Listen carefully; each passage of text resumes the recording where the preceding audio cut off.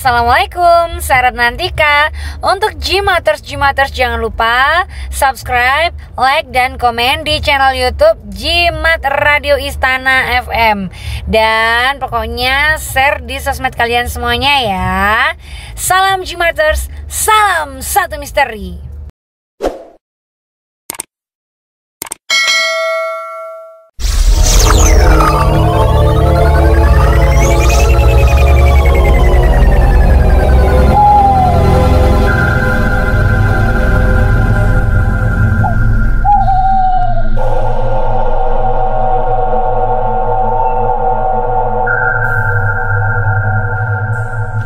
Kembali tim Jimat punya cerita dengan judul Geteh Pengarep Sang Pemutus Rogo Nyowo, seri yang ke-11. Cerita ini ditulis oleh Mas Rulo Fakih dengan pembawa cerita Ki Banu Asmoro.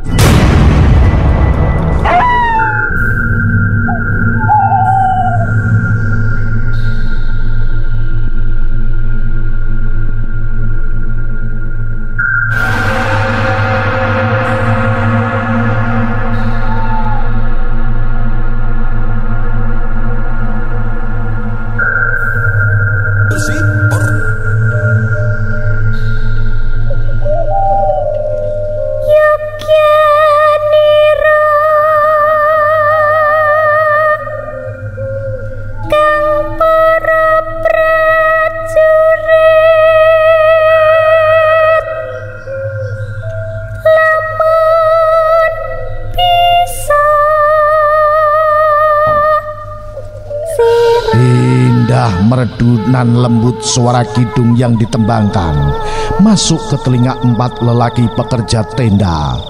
Meski mereka menikmati bait demi bait dari syair yang dilantunkan, sejatinya jiwa mereka tercekat.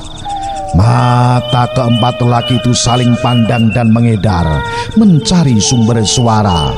Namun tak satu sosok pun yang mereka lihat. Kala mereka dirundung rasa heran dan saling bertanya, tiba-tiba mereka dikejutkan sekelebat bayangan dari dalam rumah, tepatnya di ruang tamu.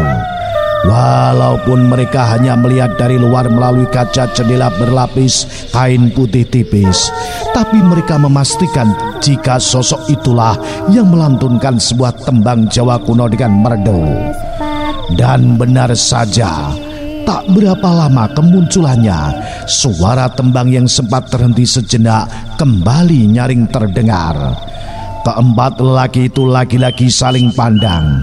Jantung mereka mulai berdebar melihat sosok yang hanya terlihat bayang-bayang dengan rambut panjang tergerai menghayun-ngayunkan sesuatu dalam dekapannya. Lama ke-4 lelaki pekerja itu berdiri mematung. Mereka seolah terhipnotis dengan nyanyian tembang berirama langgam Jawa halus, tanpa menyadari jika waktu maghrib telah berlalu.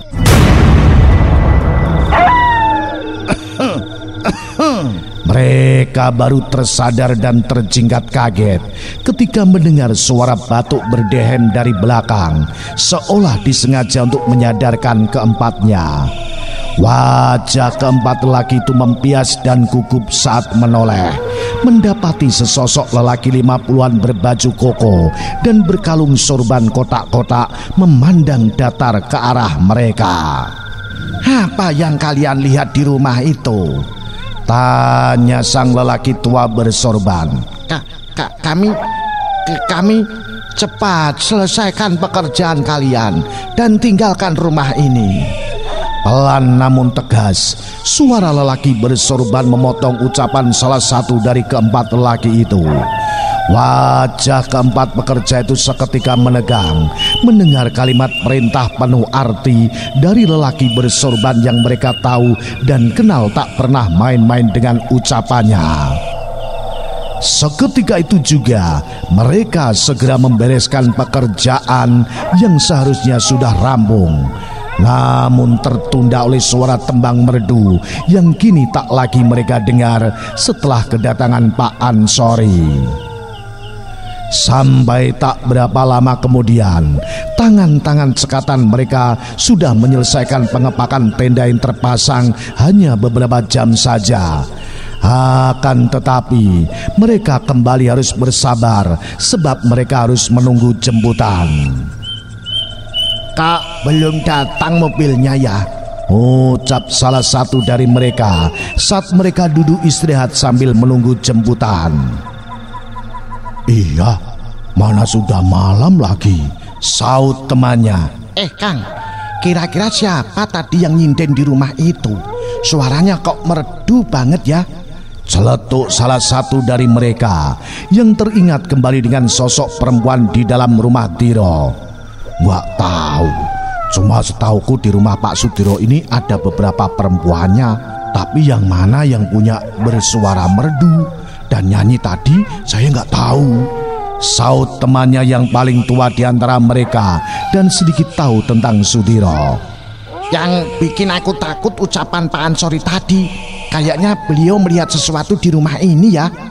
Terdiam semua teman-temannya ketika lelaki paling tua kembali menyambung ucapannya. Sudahlah, niat kita kan cuma kerja, jadi nggak usah mikirin urusan orang lain," saut salah seorang dari mereka sambil berdiri merenggangkan otot.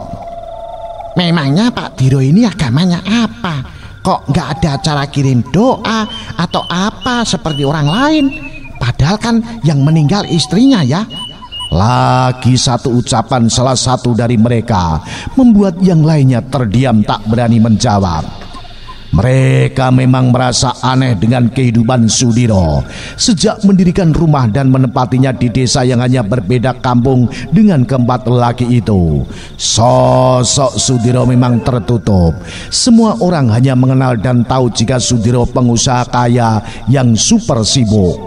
Tak pernah mereka melihat Sudiro berinteraksi atau ikut berkumpul dengan tetangga dan masyarakat sekitarnya. Hanya sesekali Winarni, istrinya yang baru meninggal, bergaul dan ikut membaur saat acara-acara tertentu yang melibatkan warga.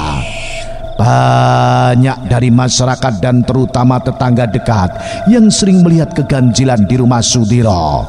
Namun mereka tak berani untuk tahu lebih dalam. Mereka hanya berani berasumsi dan menerka-nerka tentang siapa Sudiro sebenarnya.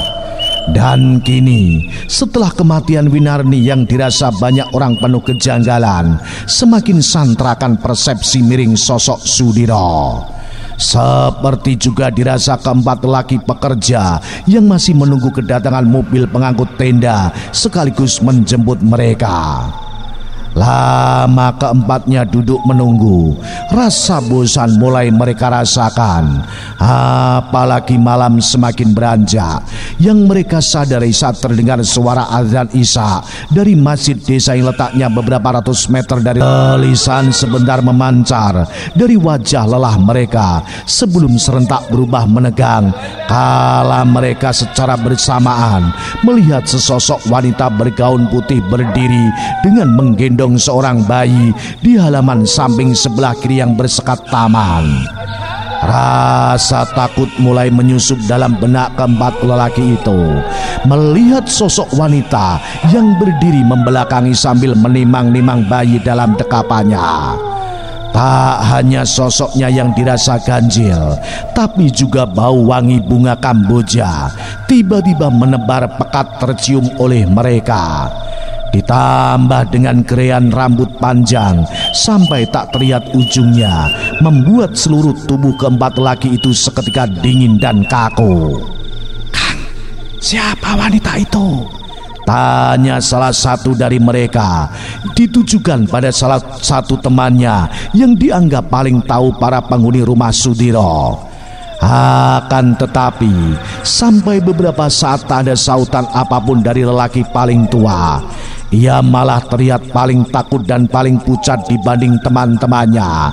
Sampai akhirnya mereka sama-sama tercekat penuh ketakutan ketika melihat sosok itu berjalan lurus ke belakang dengan rambut memanjang menyapu tanah tanpa berujung, meski tubuhnya sudah menghilang di telan gelapnya halaman belakang.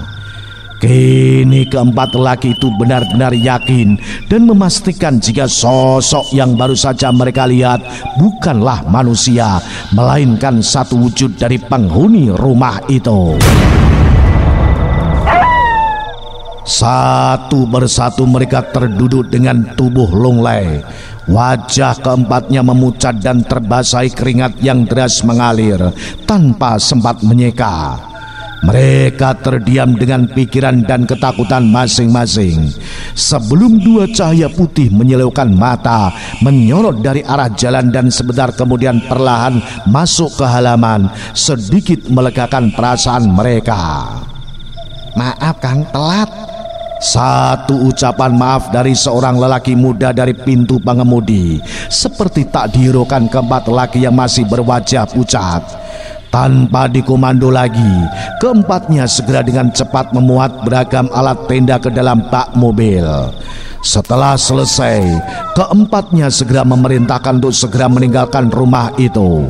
Seraut wajah memancarkan keheranan dari sang pengemudi sejak pertama dirinya datang sampai mobil yang dikemudikannya perlahan meninggalkan halaman rumah mewah milik Sudiro atas sikap dari empat partnernya kerja yang diyakininya dalam ketakutan.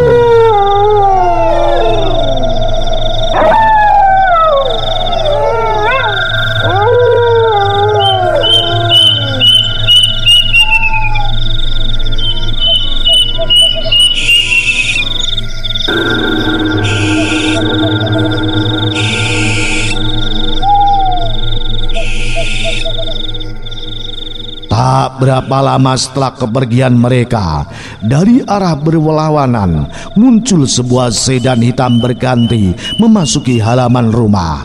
Seorang lelaki tua diiringi tiga lelaki setengah baya yang baru turun dari dalam sedan hitam. Setengah buru-buru memasuki rumah melalui ke halaman samping. Mereka seperti tengah diburu sesuatu yang membuat wajah mereka menegang. Sesampainya di teras belakang, ketiga lelaki yang mengiringi langkah lelaki tua berbaju dan berikat kepala hitam terhenti, membiarkan sang lelaki tua berjalan sendiri masuk ke dalam rumah mewah Sudiro. Derap langkah sang lelaki tua yang masih terdengar tergesa sesaat terdiam di depan sebuah kamar yang tertutup rapat. Ada sedikit keraguan ketika tangannya ingin mengetuk daun pintu yang terbuat dari kayu mengkilap. Namun sebentar kemudian, setelah menimbang beberapa saat, ia memberanikan untuk mengetuk pelan. Tak ada sautan, tapi ia tetap bertahan menunggu di depan pintu, sebab ia yakin dan tahu jika yang ditarinya ada di dalam. Sejenak wajah tuanya menunduk ketika terbau harum bunga cendana berbaur melati yang terlebih dulu keluar dan tercium dari dalam sebelum pintu terkuak perlahan. "Ada berita apa, Mbah?" Satu suara pelan namun terdengar jelas dari dalam membuat sang lelaki tua sedikit mengangkat kepalanya. "Maaf Pak, ada berita penting yang harus Pak Diro tahu." Sedikit tegang sang lelaki tua menyauti suara dari dalam yang tak lain Sudiro. "Katakan saja, Mbah." Kembali suara Sudiro terdengar tegas tanpa menampakkan sosoknya. Sesaat sang lelaki tua terlihat bingung dengan apa yang akan dirinya sampaikan, mengingat berita yang akan dirinya sampaikan adalah sebuah berita satu kegagalan pertamanya selama dirinya menjadi abdi Sudiro. Murni selamat dan saya gagal membawa dua cenayang kembali ke sini." Sang lelaki tua seketika terjingkat saat baru saja ia menyelesaikan ucapannya.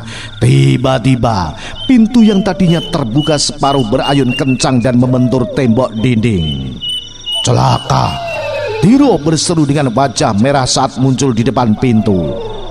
"Bagaimana bisa Mbah Lenggono gagal membawa dua cenayang kembali? Dan bagaimana mungkin Murni bisa selamat?" Bergetar suara Diro antara panik dan marah. Matanya menatap nyalang sosok lelaki tua Mbah Lenggono yang tertunduk tanpa suara. "Lalu apa yang harus kita lakukan sekarang, Mbah?" Sedikit melunak suara Sudiro namun masih terlihat kepanikan mendera. Untuk sementara kita harus menyingkir dari sini, sebab Pak Diro tentu tahu apa yang bakal terjadi 7 hari ke depan. Malam ini juga saya akan memindahkan Pancer Andoro ke tempat yang aman, saut Mbah Lenggono memberi saran. Sebentar wajah Sudiro mengkerut, seperti tengah memikirkan ucapan dan saran dari abdi setianya. Sampai akhirnya ia mengangguk pelan menyetujui semua ucapan Mbah Lenggono untuk meninggalkan rumah mewah yang baru saja berduka atas kematian Winarni. Sebab satu risiko besar bakal Diro terima atas kegagalan Mbah Lenggono membuat 2 makhluk cenayang yang seharusnya membunuh murni, ibu dari Winarni sendiri. Namun kini malah 2 makhluk cenayang tertahan dan murni selamat dari sesembahan pengantar Winarni yang menjadi abdi inang. Nah, apa yang akan terjadi selanjutnya? Ikuti terus cerita misteri bersambung Geteh Pengarep. Salam Jimatres, salam satu misteri. Au.